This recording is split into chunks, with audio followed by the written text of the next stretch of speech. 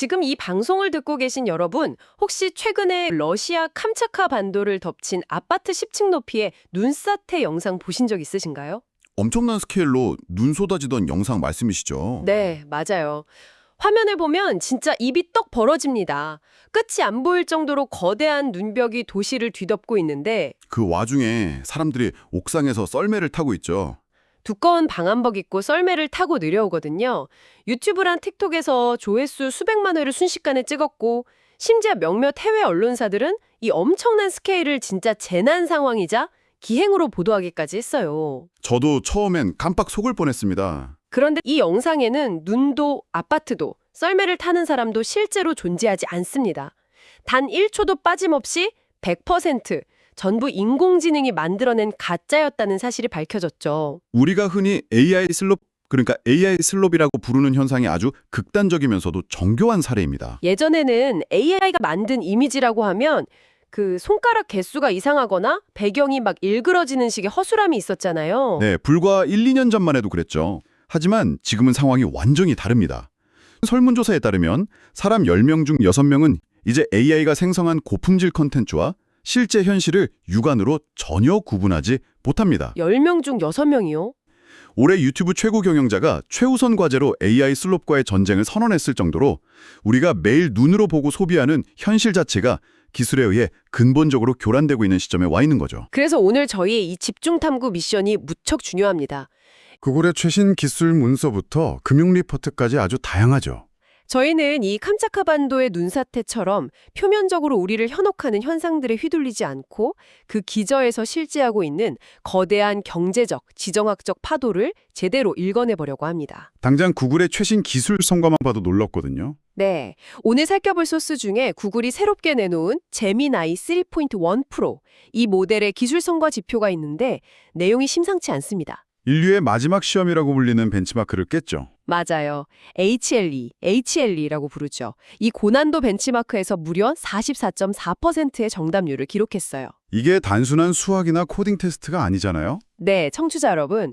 이게 왜 대단하냐면요. 현재의 AI가 절대 풀 수 없도록 전 세계의 석학들이 작정하고 만든 극악의 난이도를 가진 시험이거든요. 여기서 기존 최고 모델이었던 GPT 5.2의 34.5%를 10%포인트 가까이 압도해버린 겁니다. 게다가 이제는 프롬프트 창에 텍스트로 명령만 내리면 웹사이트에 바로 삽입할 수 있는 애니메이션 SVG 파일을 뚝딱 만들어냅니다.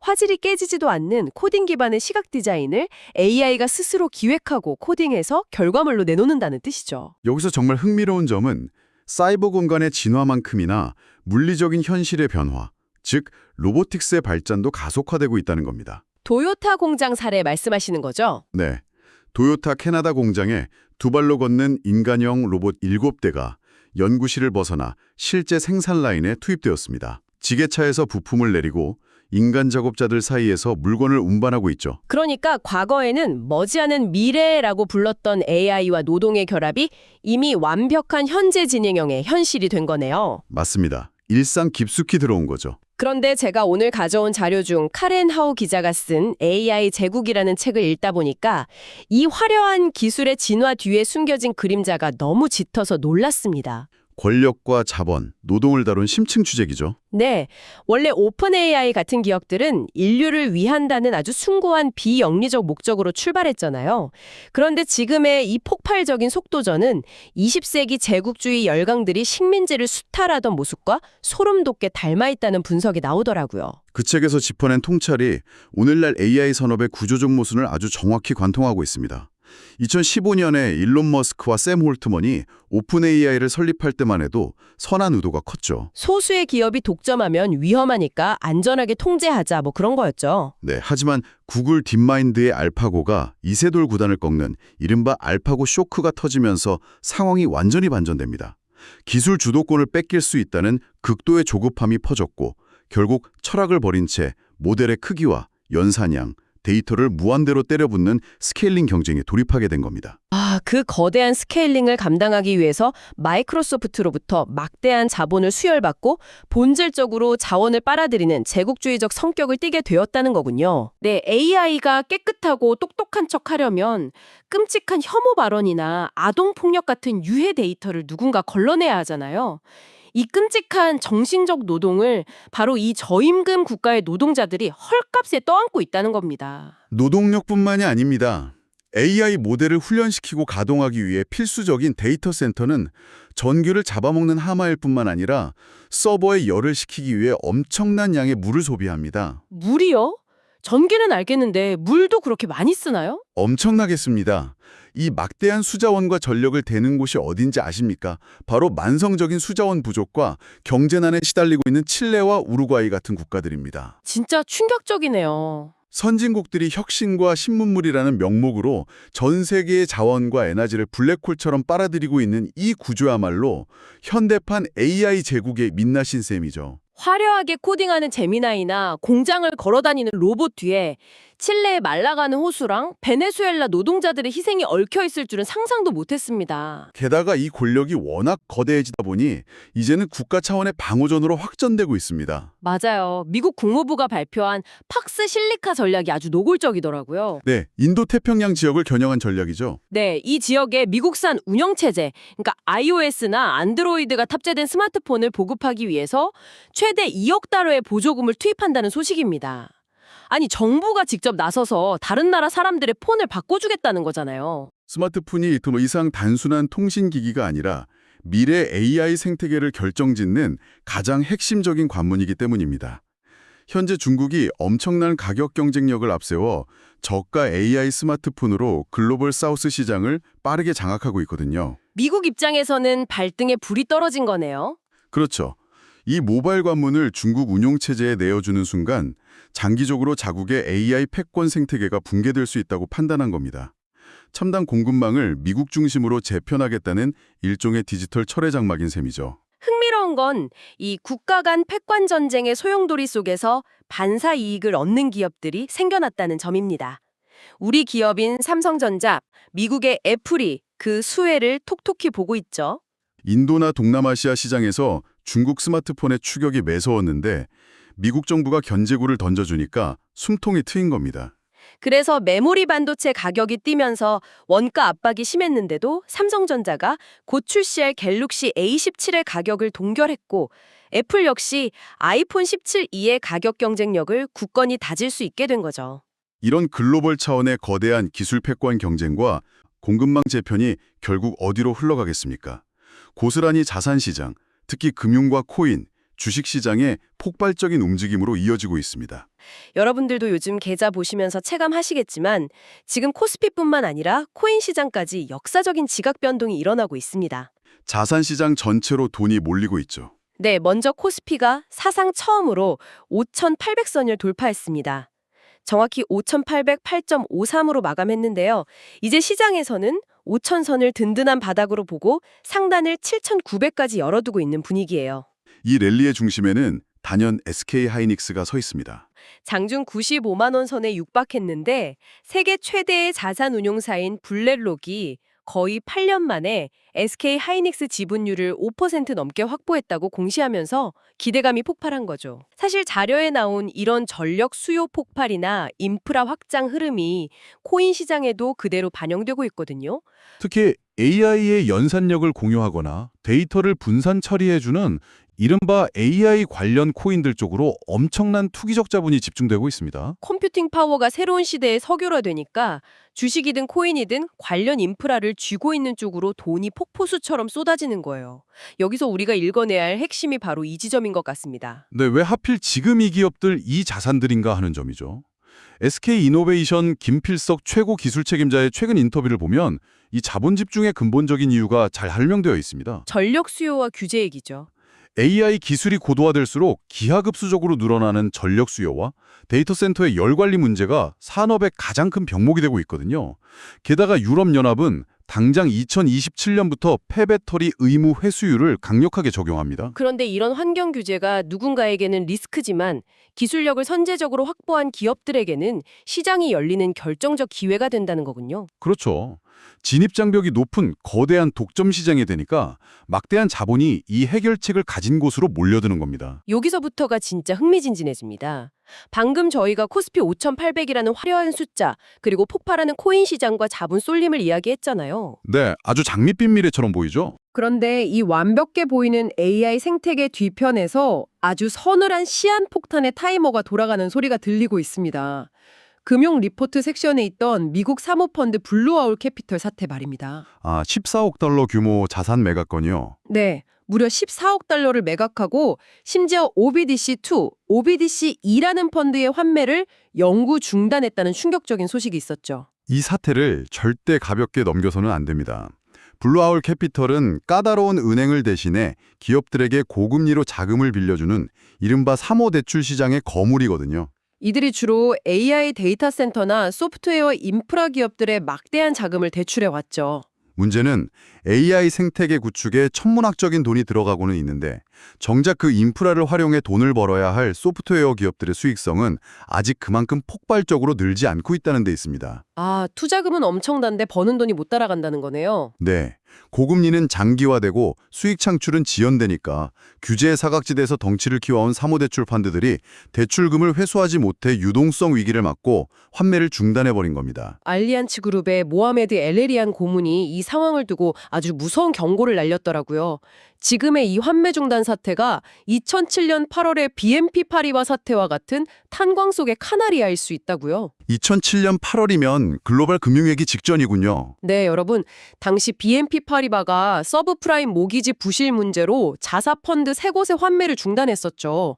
당시엔 다들 일시적인 문제라고 생각했지만 결국 그게 1년 뒤 전 세계를 박살낸 2008년 금융위기에 정확한 서막이었습니다. 지금 우리가 열광하는 AI 거품과 코인 랠리 뒤에도 이런 위기의 그림자가 자라고 있다는 뜻이니까 정말 등골이 서늘해지는 통찰입니다. 게다가 경제 시스템 내부에 이런 취약성을 찌르는 또 다른 거대한 리스크가 있죠. 바로 글로벌 지정학적 위기입니다. 안보 위기 말씀하시는 거죠? 네. 아무리 기술이 발전하고 증시가 올라도 물리적인 세계의 안보가 흔들리면 모든 것이 멈출 수밖에 없으니까요.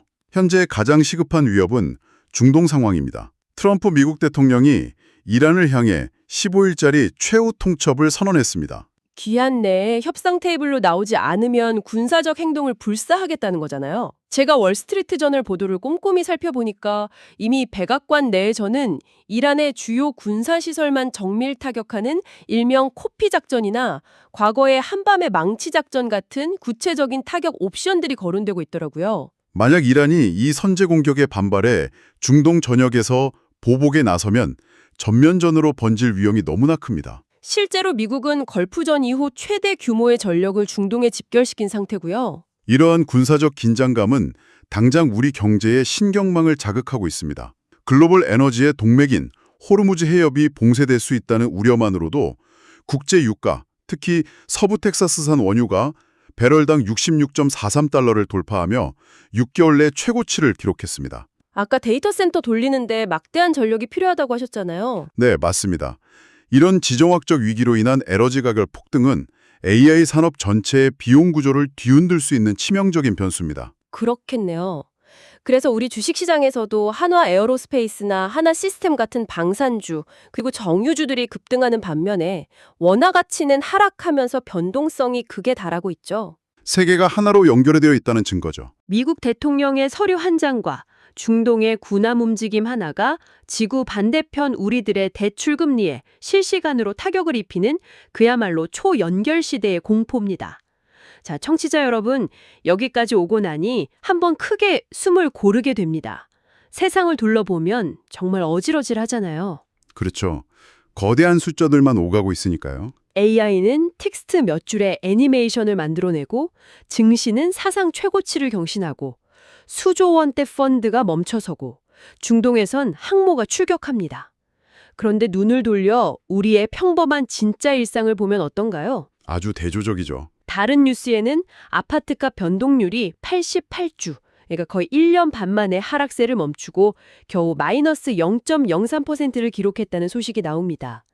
또 지방대학교들은 어떻게든 학생을 모아보려 애쓰지만 추가 모집 인원마저 줄어들며 생존 위협을 받고 있고요. 세계는 우주로 가고 거대한 AI 제국을 건설하는데 평범한 일상은 여전히 조용하고 팍팍하죠. 바로 이 거대한 스케일의 괴리감 속에서 우리는 대체 어떻게 길을 잃지 않고 살아가야 할까요? 해답이 있을까요? 앞서 제미나이나 도요타 로봇이 보여준 AI는 이제 모든 과정의 비효율성을 제거하고 극한의 속도로 결과를 쏟아냅니다.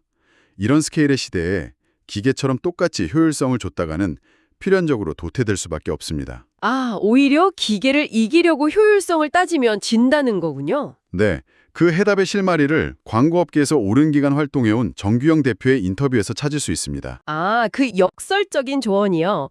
누구나 AI를 켜면 단숨에 70점짜리 무난한 결과물을 만들어내는 이 시대에 살아남는 유일한 방법은 바로 굳이 안 해도 되는 일을 열심히 하는 것이라고 말하죠. 당장 돈이 되거나 성과로 이어지지 않더라도 무언가에 깊이 빠져드는 덕질과 딴짓이 필수적인 생존 무기가 됐다는 겁니다. 인터뷰를 보니까 정 대표 본인도 광고 기획이 본업이면서 무려 30년 가까이 책을 읽거나 영화를 볼 때마다 명언들을 워드 파일에 차곡차곡 모아두는 덕질을 해왔더라고요. 사실 이게 당장의 효율성으로 따지면 전혀 돈이 안 되는 비생산적인 행동이잖아요. 그렇죠. 기계라면 절대 하지 않을 행동입니다. 하지만 이렇게 비효율적으로 축적된 자신만의 아카이브가 뻔한 AI의 대답 속에서 아이디어가 막힐 때 꺼냈을 수 있는 남다른 직관과 대체 불가능한 창의성을 만들어냈다는 겁니다. 이것을 더 큰 그림과 연결해 본다면 일본의 명작 만화 플루토에 등장하는 대사가 아주 깊은 여운을 남깁니다. 작품 속에서 고도로 발달한 로봇 형사가 인간을 관찰하며 이런 말을 하죠.